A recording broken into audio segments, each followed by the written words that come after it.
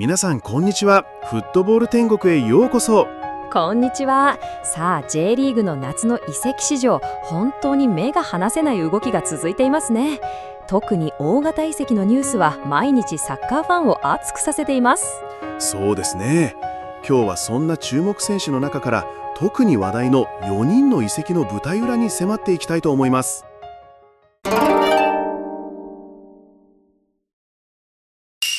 小森ヒーロ選手、 J2 得点王、満を持って浦和レッズへ。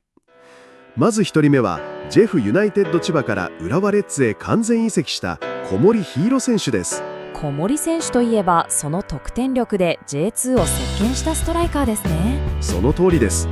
小森選手は2000年8月2日生まれの24歳でフォワードの選手です。もともとジェフユナイテッド千葉の下部組織出身で、新潟医療福祉大学を経て2023年にジェフ千葉に正式加入しました。千葉ではまさにブレイクしましたよね。2023年には13ゴールを挙げ、2024年には背番号10を背負って J2 で38試合23ゴールを記録し、なんと得点王に輝いたんです。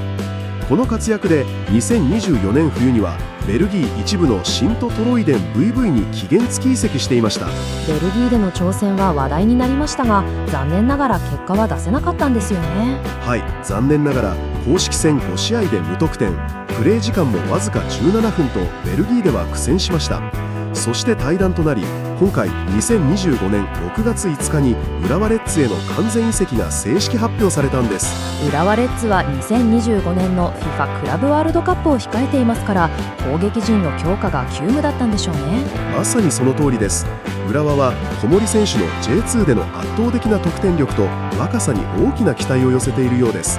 小森選手自身も浦和レッズという偉大なクラブの一員になることができ嬉しく思います。一日でも早くピッチに立ち、ゴールという結果でチームに貢献できるように頑張りますと力強いコメントを発表しています。ファンサポーターの反応はどうでしょうか。 X などでは J2 得点王の力を J1 で見せつけてほしい、レッズの攻撃に新たな風を吹き込んでくれるはず、 J2 で移籍金1億5000万はすごすぎると期待の声が非常に多いですね。ただ一方でベルギーでの不振を懸念する声もあって、ベルギーで全く活躍できなかった小森がクラブワールドカップで活躍できるのか懐疑的という意見も上がっています。確かに合流して直後の実戦は連携面などに不安を残す点はありますね。ベルギーでは試合にあまり絡めていなかったみたいですし。とはいえ実力のある選手であることに間違いはないですし、フォワードの層の薄い浦和にとってはまさに最適な補強であることに疑いはありません。 J1 のハイレベルな環境にどこまで適応できるか、そしてクラブワールドカップという大舞台での活躍が注目されますね。なおこの移籍に関して主に千葉方面で発生した多数のため息が推測され、強風を生み、そのせいで関東地方の梅雨入りが遅れたと言われています。最後にものすごい嘘をさらっと入れるのをやめませんか。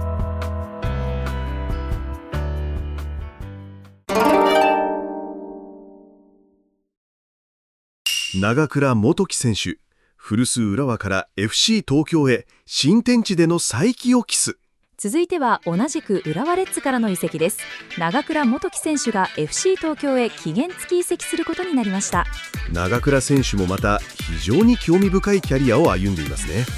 彼は1999年10月7日生まれの25歳で、フォワードもミッドフィールダーもこなすユーティリティプレーヤーです。浦和レッズの下部組織出身なんですよね。そうなんです。浦和ユースから順天堂大学に進み、2022年に関東一部の東京ユナイテッド FC でプロキャリアをスタートしました。そこでは9試合で8ゴールを挙げ得点王に輝いています。その後 J2 のザスパクサツ群馬、 J1 のアルビレックス新潟を経て2025年1月に満を持して古巣の浦和レッズに完全移籍で戻ってきたんです。浦和では背番号20を背負って期待されましたが、出場機会は限られた印象です。そうですね。リーグ戦では13試合に出場したものの全て途中出場で1ゴールにとどまっていました。そして2025年6月5日 FC 東京への期限付き移籍が報じられた形です。この移籍の背景にはやはり浦和での主張機会の少なさと、先ほどご紹介した小森選手の加入でさらにポジション争いが激化したことが考えられますね。その通りです。 FC 東京への移籍の背景には松橋陸三監督の存在が大きいとされています。松橋監督は新潟時代に長倉選手を指導しており、その縁で今回の移籍が実現した可能性が高いです。前述の小森の加入と長倉選手の離脱が公式で報じられたのは6月5日で、翌日には長倉選手の移籍先が報じられています。これはいくらなんでも早すぎます。おそらくこの特別移籍期間を見越してかなり早い段階から水面下で交渉がされていたことが想像できます。松橋監督は長倉選手が欲しくて仕方がなかったのもしれませんね。毎試合ベンチスタートかベンチ外の長倉選手を見てハラハラしていたのもしれません。目の前のピッチを見てほしいですね。 FC 東京の現状の方がもっとハラハラしそうなものですが、 FC 東京にとっては長倉選手の加入は攻撃陣に新たなオプションをもたらしそうです。長倉選手はフォワードだけでなくミッドフィールダーもこなせるので、松橋監督の戦術にもフィットしやすいでしょうね。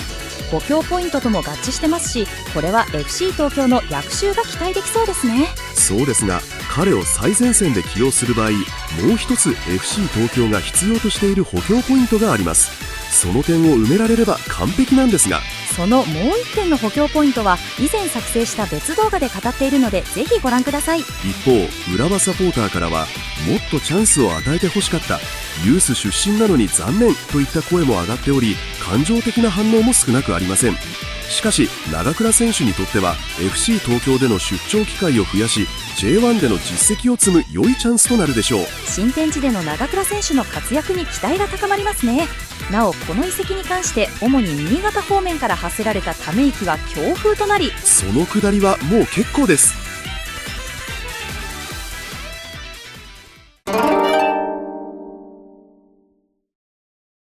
ポラメート・アビライ選手、タイの逸材ジュビロ磐田へ期限付き移籍。さあここからは国際色豊かな選手たちです。まずはタイ代表のポラメート・アビライ選手です。ポラメート選手はジュビロ磐田への期限付き移籍が正式発表されましたね。 J リーグの夏の移籍市場で注目を集めています。はい、1998年7月20日生まれの26歳でタイ国籍のフォワード、攻撃的ミッドフィールダーです。身長は180センチですね。ムアントンユナイテッドの株式出身でタイ1部リーグで頭角を現したストライカーとあります。その特徴を詳しく教えていただけますか？彼の最大の魅力はやはり得点力とアシスト能力です。2023年24シーズンには11ゴール10アシスト、2024-25シーズンには26試合で7ゴール7アシストを記録しており、ゴール前での決定力とチャンスメイクを兼ね備えています。特にペナルティエリア内での冷静なフィニッシュと味方への効果的なラストパスが強みですね。攻撃的なポジションならどこでもこなせる柔軟性も魅力と聞きました。その通りです。主にセンターフォワードですが、攻撃的ミッドフィールダーやウィングとしてもプレー可能で、433や4231のフォーメーションに柔軟に対応できる戦術的な適応力があります。さらに180センチの長身ながら足元の技術と加速力があり、1対1の局面でディフェンダーを抜き去る能力も持っています。移籍の背景にはジュビロ磐田とムアントンユナイテッドの提携関係があるそうですね。はい、両クラブはパートナーシップ提携を結んでおり、過去にはチャナティップ・ソンクラシー選手のようなタイのスター選手が J リーグで活躍した例もあります。今回の移籍もこのルートで実現しました。ポラメイト選手自身も子供の頃から日本でプレーすることが夢だったと語っており、強い意欲とプロ意識を持っています。ジュビロ磐田は2025年シーズンの J2 優勝と J1 復帰を目指して積極的な補強を進めているようです。まさに即戦力補強ですね。ジョン・ハッチンソン監督の攻撃的なサッカーにもポラメイト選手のスピードと得点力はフィットすると見られています。ファンサポーターの皆さんの反応はいかがですか？ポラメイト選手がクラブのために 100% 以上の力を発揮するとコメントしたことで、サポーターからはこういう熱いコメントもらったらみんなでお通しするしかないでしょうと熱い期待の声が多く寄せられています。またキャプテン翼の三崎太郎に言及したことも話題になり、親近感を持たれていますね。得点とアシスト両方をこなせるあたり、プレースタイルにもシナジーを感じますね。岩田の翼くんは誰になるのでしょうか。ジュビロサポの方に聞いてみたいですね。しかし J2 の競技レベルへの適用が課題ともされています。その通りです。タイリーグと J2 の差はあるかもしれないが、チャナティップみたいに化ける可能性もあるといった意見も出ており、適用が成功の鍵となるでしょう。あと投稿者はこういう得点能力とアシスト能力両方に長けた選手は好みであり、個人的にも面白そうな選手だと見ています。もしかしたら昨シーズンで惜しくも引退した山田選手のような司令塔を任される可能性もありますね。なおこの移籍に関して主に対応国では、変なこと言うのはやめてくださいね。国際問題になります。こんなマイナーなチャンネル誰も見てませんよ。事実かもしれませんが言い方良くない。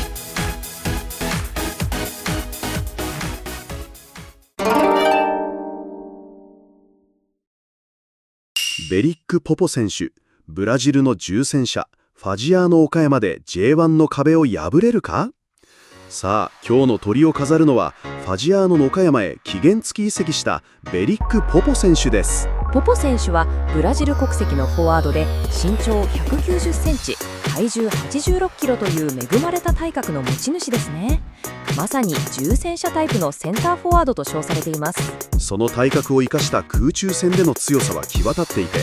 クロスやセットプレーでのヘディングゴールが武器です。高さもあり、ヘディングでのゴールも決めれて、足元の技術も高そうと評価されていました。しかもブラジルのレッドブル・ブラガンチーノでプロキャリアを積み、2023年には韓国 K リーグ1のスオン・サムソンに期限付き移籍して、アジアでのプレー経験もあるんですよね。そうなんです。しかしこの K リーグでの経験が実は今回の移籍の大きなポイントなんです。ポポ選手は2023年にスオン・サムソンブルーウィングスに期限付き移籍しましたが、7試合に出場して0ゴール1アシストという結果でした。0ゴールですか？それはストライカーとしては少し気になりますね。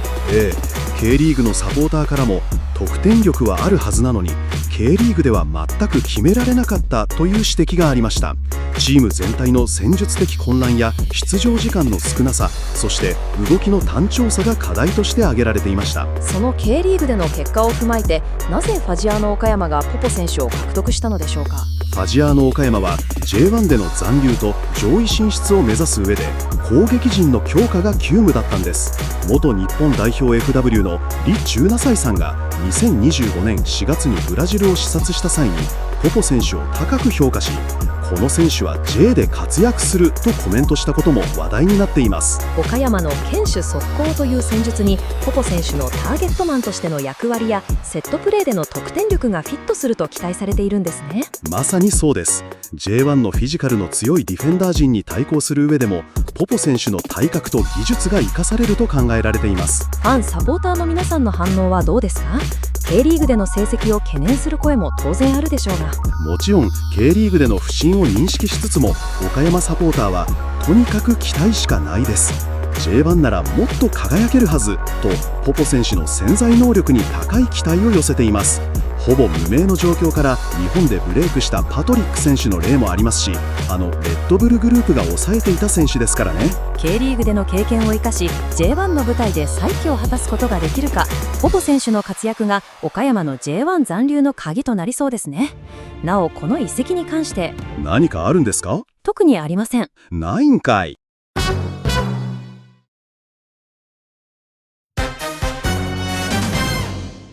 フットボール天国。いやー、今日の4選手の移籍話も本当にそれぞれにドラマがありましたね。そうですね。 J リーグの夏の移籍市場はまだまだ目が離せません。あなたの発言も別の意味で目が離せないんですけどね。私から目を離せないと抜かしよる。とにかく各選手が新天地でどのような活躍を見せてくれるのか今から本当に楽しみです。それでは皆さん、次回のフットボール天国でお会いしましょう。ご視聴ありがとうございました。高評価、チャンネル登録をぜひよろしくお願いします。